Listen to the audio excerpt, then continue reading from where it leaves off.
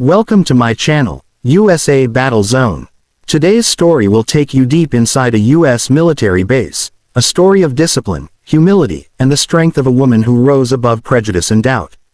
So grab your seat, turn up the volume, and let's dive into one of the most unforgettable true-to-life stories. Ma'am, you can't enter. The gate guards had no idea she was their next base commander. It was 0600 hours on a cold Monday morning in Texas. The rising sun cast long golden streaks over Fort Raven, one of the most disciplined and secure military bases in the region.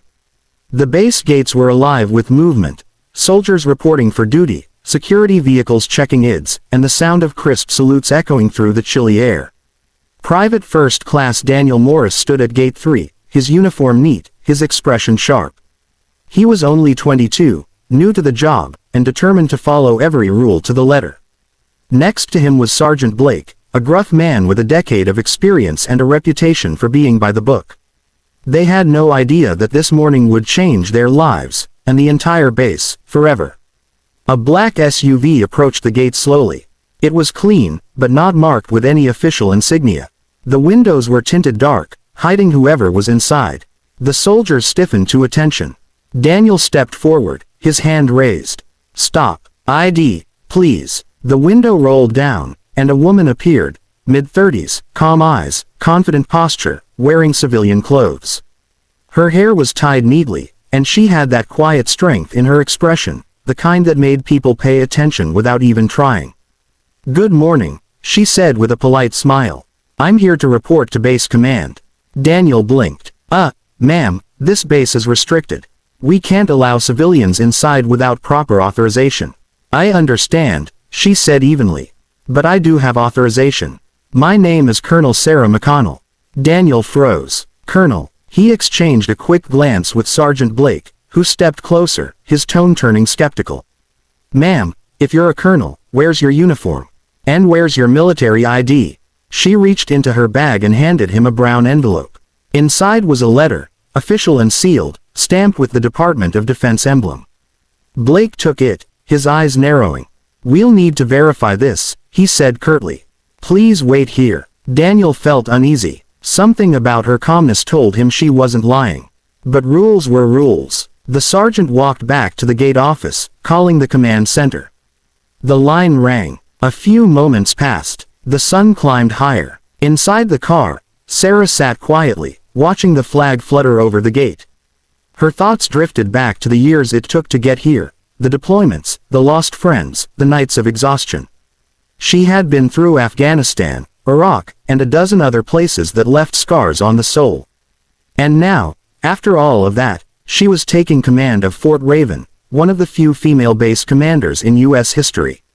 But before she could even set foot inside, she was being stopped at the gate. Sergeant Blake returned, expression hard. "Ma'am, I spoke with the office. They're not expecting a visitor today. You'll have to wait outside." "Sergeant," she said patiently, "I'm not a visitor. I am your new commanding officer. I suggest you call Colonel Davis in operations. He should confirm my transfer order." Blake frowned. "With all due respect, ma'am, we've had people try to fake clearances before.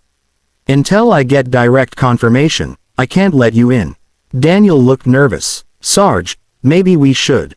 "Quiet, Morris," Blake snapped. "Protocol is protocol." Sarah inhaled slowly. She didn't raise her voice, didn't argue. She simply said, "Understood." Then she rolled up her window and waited.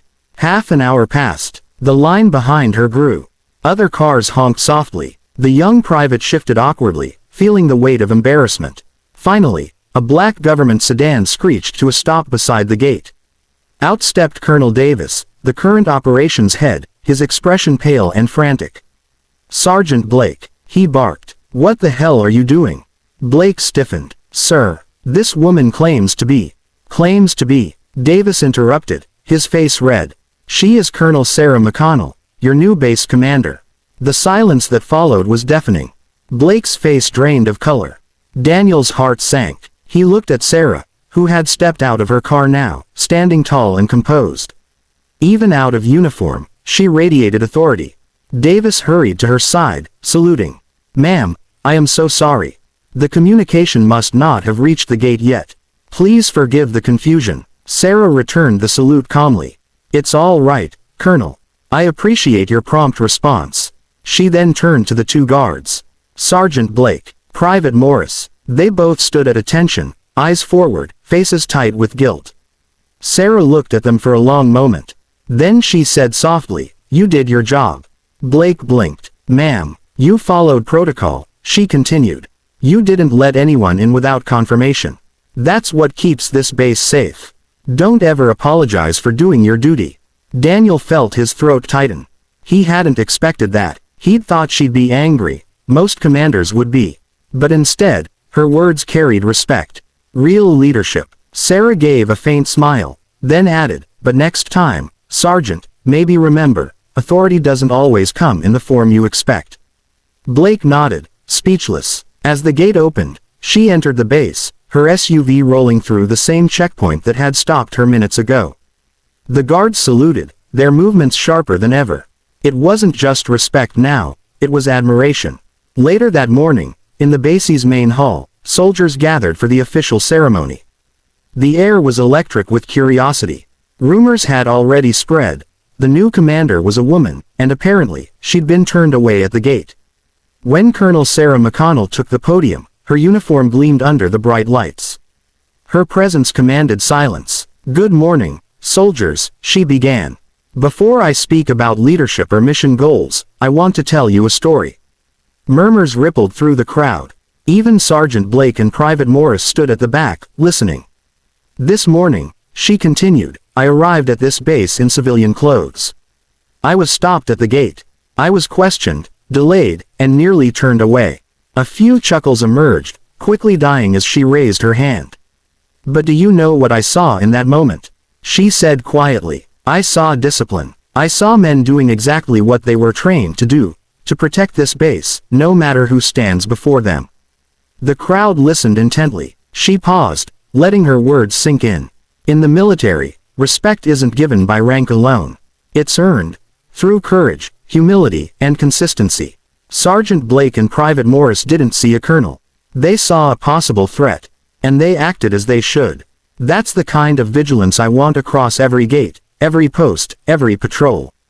There was silence, deep, powerful silence. Then she said, "But let's not forget something else. Sometimes leadership doesn't wear stars or stripes.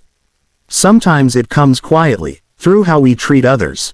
Through patience. Through understanding." Her voice softened. "I've served with heroes who never wore medals. I've seen greatness in people who thought they were ordinary. So as your commander, I don't want perfection. I want commitment. To your duty, to your brothers and sisters in uniform, and to the values that make us soldiers." When she finished, the room erupted into applause, not the polite kind, but the kind that rises from the chest, filled with pride. Even the most hardened officers found themselves clapping, some even smiling through tears they'd never admit to having. After the ceremony, Sergeant Blake approached her, his voice quiet. "Ma'am, I owe you an apology." She looked at him, shook her head. "No apology needed, Sergeant. Just keep leading with integrity. That's what matters." He nodded, standing straighter than before. "Yes, ma'am." Private Morris approached next. "Ma'am, I just wanted to say thank you. For not, making an example of us." She smiled. "Oh, I did make an example of you, Private. A good one." He grinned nervously, saluted, and she returned it with warmth. Over the next few months, Fort Raven transformed. Morale improved, training intensified, but more importantly, the base developed a sense of unity that had been missing. Colonel McConnell's leadership wasn't about barking orders, it was about listening, about setting the tone from the top. She made sure no one was invisible, from janitors to junior officers, every person mattered. And that made the base stronger than ever. Then, one day, 6 months later, something happened that reminded everyone why she was the leader they needed. A sudden explosion rocked the far perimeter. An ammo truck had caught fire near the maintenance yard. Sirens blared. Soldiers ran toward the smoke. Amid the chaos, one vehicle was seen racing directly toward the flames. It was her. Colonel McConnell jumped out, grabbed a fire extinguisher, and began pulling injured men out of danger, shouting orders, ignoring the heat and smoke. By the time the fire team arrived, she was coughing but steady, her uniform streaked with soot. The men she'd saved, 2 of them were gate guards, Blake and Morris. Later, as the medics tended to them, Morris said hoarsely, "Ma'am, you saved us." She smiled faintly. "Guess I owed you one." That moment spread across the base like wildfire. The commander who had been stopped at the gate had risked her life for the same men who once denied her entry. It became a story of full circle, duty, humility, and respect intertwined. Months later, when she was promoted to brigadier general, Fort Raven erupted in celebration. During her farewell speech, she looked at her soldiers and said, "Leadership isn't about power. It's about service. The best leaders are the ones who remember what it's like to be stopped at the gate." Her words stayed with everyone long after she left. Years passed. Fort Raven grew, evolved. New recruits came, new faces filled the ranks. But the story of the gate incident became legend, told to every new soldier as a reminder that respect is earned, and humility is the heart of strength. At Gate 3, where it had all begun, a small plaque was mounted years later. It read, "In honor of Colonel Sarah McConnell, a leader who taught us that duty begins with respect." Every morning, as soldiers saluted that plaque, they remembered her, not just as a commander, but as a symbol of what true leadership looks like. And somewhere out there, maybe in another base, another dusty road, she continues her mission. Still humble, still strong, still reminding everyone that greatness doesn't always shout. Sometimes, it just waits patiently at the gate. This is USA Battle Zone. Real stories of courage, discipline, and the spirit of those who serve.